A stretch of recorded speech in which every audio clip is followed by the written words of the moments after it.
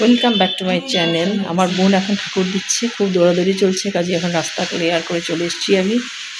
কারণ ফুলগুলো দেখিয়ে নিয়েছি আমি, খুব সুন্দর জবা ফুলটা, এটা সাথী দিবসে আমি দেখেছি ফুলটা। এই ফুলটা কি কালারের, ঠিক আগুন আগুন কালারের, খুব ভালো লাগছে দেখতে। এখন খুব ব্যস্ততার মধ্যে আমার বোন আছে, অফিস যাবে, কাজে এখন আমি বেশি দেখাতে পারছি না। এইগুলো পাখিগুলো ডিম পেড়েছে একটা, দেখালাম। তারপরে আমি বলছি আমার মা কেমন আছে। আমার মাকে কালকে হসপিটাল থেকে এনেছি কিন্তু মা খুব দুর্বল, তাই একটু চিন্তিত। বিছানার থেকে উঠতে পারছে না, 2-3 স্টেপ দিতে পারছে, বেশি দিতে পারছে না। এখন হুইল চেয়ারে করে চলাফেরা করছে। এখন 24 ঘন্টা একটা গাইডেন্সের প্রয়োজন, গাইডেন্স ছাড়া তো চলবে না। আমি জানি না কি হবে, কারণ আমাকেও চলে যেতে হবে আস্তে আস্তে আমার জায়গায়। আমার চ্যানেলে সবাইকে জানাচ্ছি স্বাগত। কি হলো, আপনারা দেখি সাবস্ক্রাইব করছেন না, লাইক করছেন না, শেয়ার করছেন না। সাবস্ক্রাইবটা করতে কিছুই করতে হয় না, জাস্ট যারা দেখছেন নতুন নতুন বন্ধুরা, দর্শকরা তারা জাস্ট সাবস্ক্রাইব বাটনটা টিপে দেবেন, তাতেই সাবস্ক্রাইব হয়ে যাবে। এটাতে কোনো কষ্টও নেই।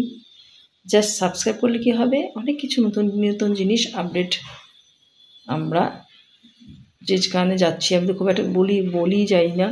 তো এই যে হায়াতের যে ব্যাপারটা আমি বললাম, হায়াতে ওদের সার্ভিস, মাকে আবার হাসপাতালে ভর্তি করা হয়েছিল।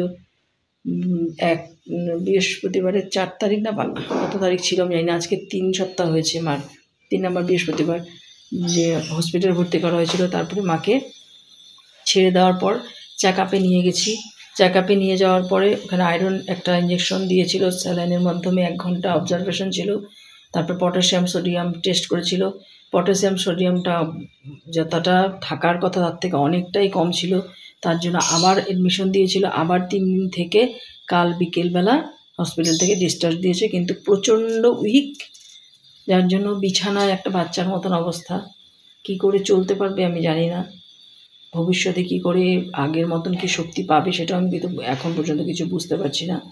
তাই আপনাদের কাছে বললাম যে হসপিটালের জন্য কিছুটা আমার সুবিধা হয়েছে, কারণ একটা যে টিপিক্যাল হসপিটাল ভাব এটা হায়াতে ছিল না, যার জন্য হসপিটালের থেকে অনেকটা কি জিনিস থাকায় আমি শিখতে পেরেছি ওরা কীভাবে নার্সিংগুলো করে।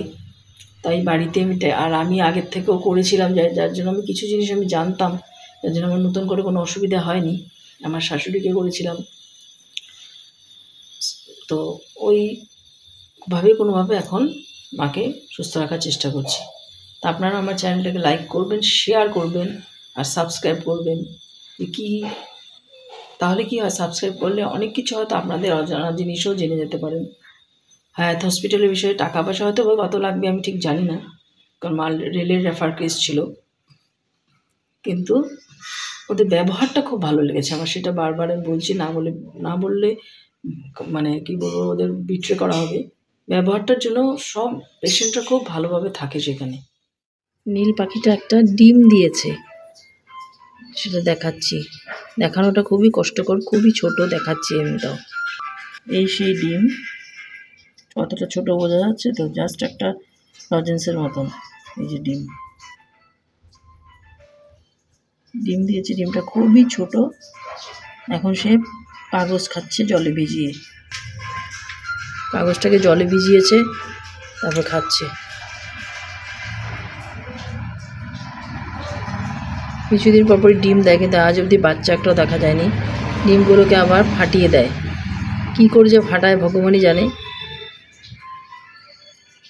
সুন্দর করে বসে রয়েছে ডিমটা দিয়ে,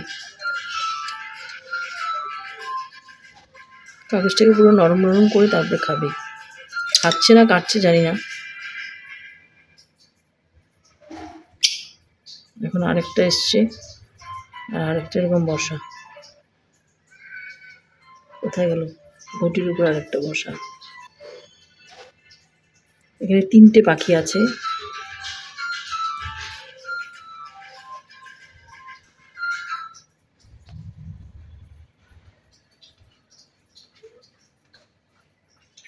ওরা পাশাপাশি দুজন বসে রয়েছে।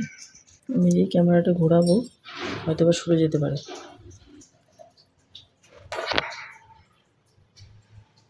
আরাম, কারণ ওদেরকে দেখা যাচ্ছিল না তাই।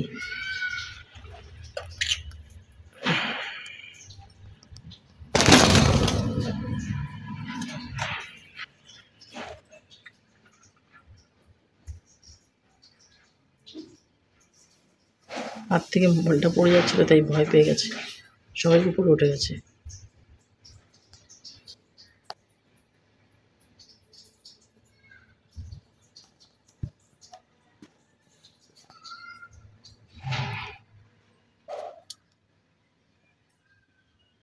আমার বোন এখন খুব তাড়াহুড়োর মধ্যে ঠাকুর দিচ্ছে, কারণ ওর অফিসে দেরি হয়ে গেছে। ঠাকুরটা দিয়ে তারপরে অফিস চলে যাবে।